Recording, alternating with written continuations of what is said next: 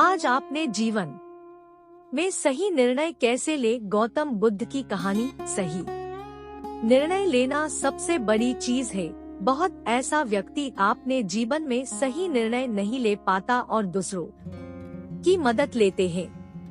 इस कहानी में ये बताते हैं कि आप अपने जीवन में अगर सही निर्णय ले पाते हो तो आपकी जीवन सफल हो जाता है, और जो व्यक्ति आपने जीवन में सही निर्णय नहीं ले पाते वह व्यक्ति का जीवन ही बर्बाद हो जाता है। भगवान बुद्ध की विचार, उनकी नीति, उनकी नियम, उनकी बातें, उनकी हर प्रेरणादायक कहानी से हमें जीवन में बहुत कुछ सीखने को मिलता है, क्योंकि उनकी हर बात प्रेरणादायक है जो कि आपको अच्छा बनाने में मजबूर कर देता है। भगवान बुद्ध कहते हैं कि आपने जीवन में सही निर्णय लेना सबसे बड़ा महत्वपूर्ण काम है, क्योंकि जो व्यक्ति सही निर्णय लेता है वह ही जीवन में सफल बन पाते हैं। भगवान बुद्ध ये भी कहते हैं कि जो व्यक्ति की मन में अच्छा विचार और अच्छा सोच है वह व्यक्ति सही निर्णय लेने में सक्षम है। अगर आपने जीवन में सही निर्णय नहीं ले पा रहे हो तो भगवान बुद्ध की ये कहानी की माध्यम से हम कोशिश करेंगे कि आप कैसे आपने जीवन में सही निर्णय लेंगे। और अगर भगवान बुद्ध की सारे बातें आपने जीवन में लागू करेंगे तो आपको इसका उत्तर मिल जाएगा।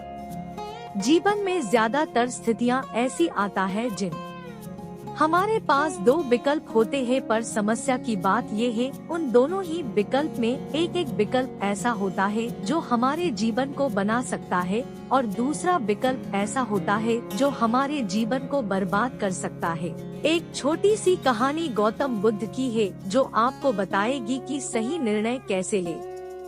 एक बार गौतम बुद्ध एक गांव में भगवान गौतम बुद्ध लोगों को कुछ प्रवचन दे रहे थे। सभी गांव वाले उन्हें और उनकी प्रवचन प्रेम से सुन रहा था।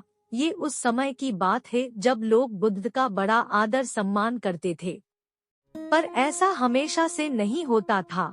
शुरुआत में जब बुद्ध किसी जाया करते थे तो बुद्ध का विरोध करने वाले लोग ज्यादा होते थे, पर जैसे जैसे लोगों ने बुद्ध की बातें सुनना शुरू किया लोगों की सोच और लोगों की विचारधारा बदलने लगे और बहुत लोग बुद्ध से जुड़ने लगे और उन्हें पसंद करने लगे। सभी गांव वाले बुद्ध की बात ध्यान से सुन रहे थे। उन गांव वाले लोगों में एक व्यक्ति दूसरे गांव की थे जो बुद्ध की बातें सुन रहा था।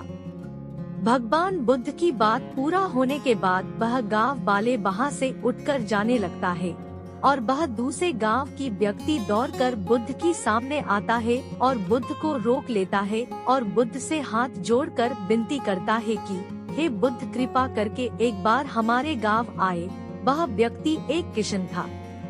उस किशन की बात सुनकर एक बुद्ध भिक्षुक वह किशन से कहता है, क्षमा करे पर हम कुछ दिन पहले ही तुम्हारे गांव गए थे। पर वह किशन नहीं मानता। वह बुद्ध की चरणों में लेट जाता है और बुद्ध से विनती करता है कि हे बुद्ध, कृपा करके एक बार और हमारे गांव पधारे। बुद्ध उस किशन से कहते हैं, हम तो तुम्हारे गांव अवश्य आएंगे, तुम चिंता मत करो। वह किशन से ये कहे कि बुद्ध और उनकी शिष्य बुद्ध भिक्षुक वहां से चले जाते हैं। अगले दिन सुबह ही बुद्ध और उनकी कुछ भिक्षुक शिष्य उस गांव कवलिये प्रस्थान करते हैं।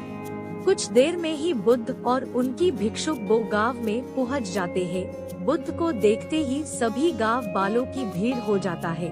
गांव की सभी लोग बुद्ध के पास आते हैं और बुद्ध की सामने बैठ जाते हैं। लोगों की नाम जो भी प्रश्न आता है वह सभी गांव वाले भगवान बुद्ध से वह प्रश्न करते हैं और बुद्ध उनकी सभी प्रश्न की उत्तर देती है। गांव की सभी लोग बुद्ध की आ जाती है, लेकिन वह किशन बुद्ध के पास नहीं आता। वह किशन बुद्ध की पास इसलिए नहीं आ पा रहा है क्योंकि आज सुबह सुबह ही उसके 2 बैल खो गए हैं, जो वह किशन की रोजी रोटी की साधन तहत थे जिससे वह अपने परिवार पलता था। वह किशन घर में चिंतित बैठा हुआ है और वह किशन ये सोच रहा है वह बैलों को ढूंढने जाए या फिर बुद्ध की पास जाए। वह किशन पूरी तरह से दुविधा में फंस जाता है।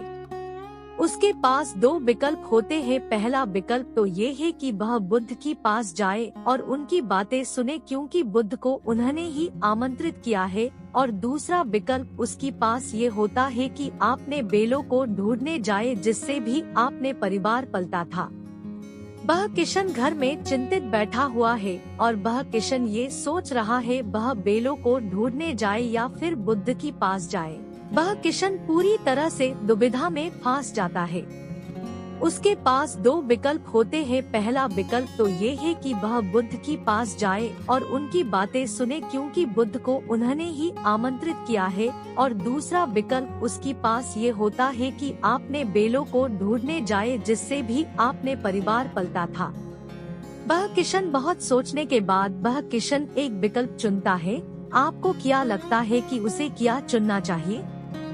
वह किशन चुनता है कि वह बेल ढूंढने जाएगा और वह ये निर्णय लेने के बाद तुरंत जंगल में अपने बेल को ढूंढने के लिए निकल जाता है। भगवान बुद्ध और उनकी सभी भिक्षुक वह किशन की इंतजार कर रहा था, जिसने बुद्ध को बुलाया है। बहुत देर इंतजार करने के बाद बुद्ध और उनके भिक्षुक उस गांव से वापस चले जाते हैं। किशन बड़ी मेहनत की बाद वह दोनों बेल को ढूंढ लेता है और वह किशन बहुत दुखी हो जाता है। उसे खुशी तो होती है क्योंकि उसके बेल मिल गए, और उसे दुख इस बात की है कि उसने ही तो बुद्ध को उसके गांव में बुलाया था और वह ही बुद्ध से नहीं मिलने गया। वह किशन घर में चिंतित बैठा हुआ है और वह किशन ये सोच रहा है वह बेलों को ढूंढने जाए या फिर बुद्ध के पास जाए। वह किशन पूरी तरह से दुविधा में फंस जाता है। उसके पास दो विकल्प होते हैं। पहला विकल्प तो ये है कि वह बुद्ध के पास जाए और उनकी बातें सुने, क्योंकि बुद्ध को उन्होंने ही आमंत्रित किया है। और दूसरा विकल्प उसके पास ये होता है कि आपने बेलों को ढूंढने जाए, जिससे भी आपने परिवार पलता था। वह किशन बहुत सोचने के बाद वह किशन एक विकल्प चुनता है। आपको क्या लगता है कि उसे क्या चुनना चाहिए? वह किशन चुनता है कि वह बेल ढूंढने जाएगा और वह ये निर्णय लेने के बाद तुरंत जंगल में अपने बेल को ढूंढने के लिए निकल जाता है। भगवान बुद्ध और उनकी सभी भिक्षुक वह किशन की इंतजार कर रहा था, जिसने बुद्ध को बुलाया है। बहुत देर इंतजार करने के बाद बुद्ध और उनके भिक्षुक उस गांव से वापस चले जाते हैं। किशन बड़ी मेहनत की बाद वह दोनों बेल को ढूंढ लेता है और वह किशन बहुत दुखी हो जाता है।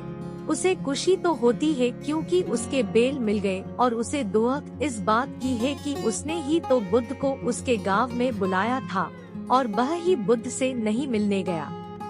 अगले दिन सुबह ही वह किशन बुद्ध को ढूंढे ढूंढे बुद्ध के पास पहुंचता है और उनकी चरणों में लेट जाता है और वह किशन बहुत रोने लगता है। बुद्ध उस किशन से कहते हैं, तुम रो क्यों रहे हो? वह किशन बुद्ध से कहता है, हे बुद्ध, मैंने ही तो आपको आपने गांव में बुलाया था और मैं ही आपसे मिलने आ सका।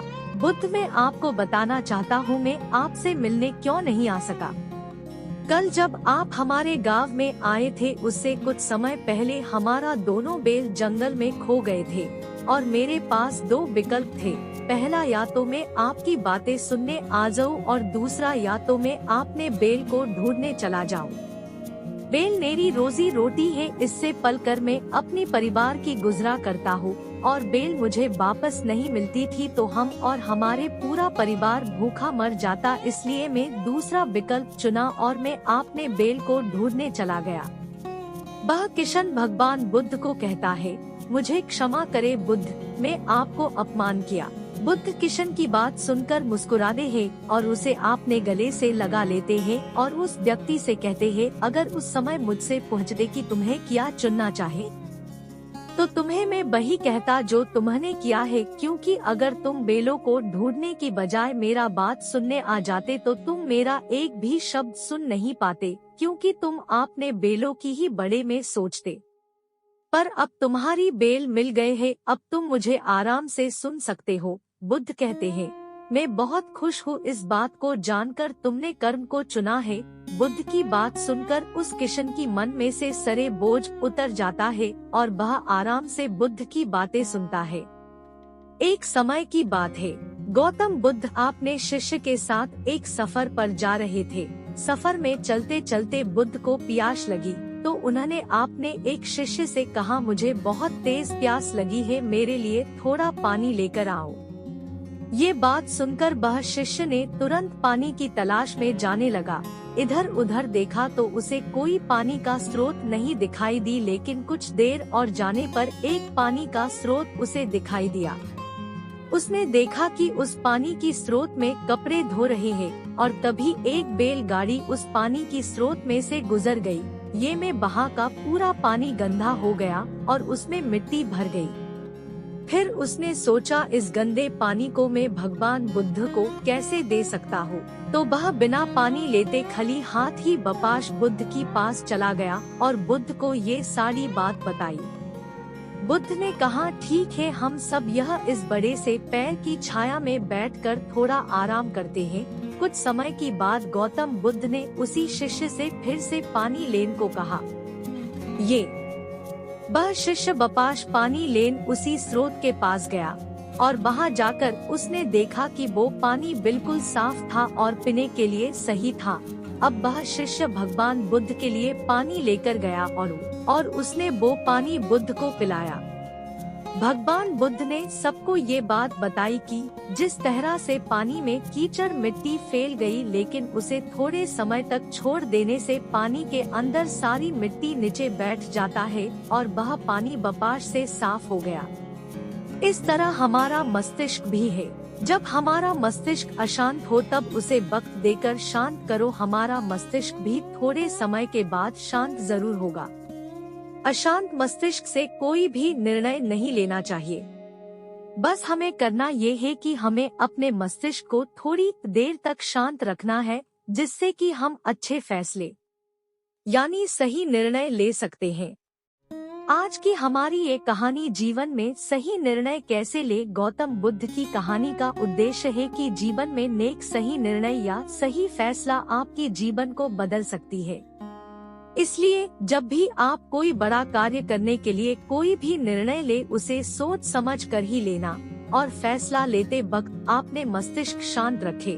फैसला या निर्णय लेते वक्त एक बार नहीं, आप 1000 बार सोच समझ कर ही फैसला है, क्योंकि आपकी एक निर्णय आपकी जीवन खुशी से भर सकता है या तो आपकी पूरा जीवन दुख से।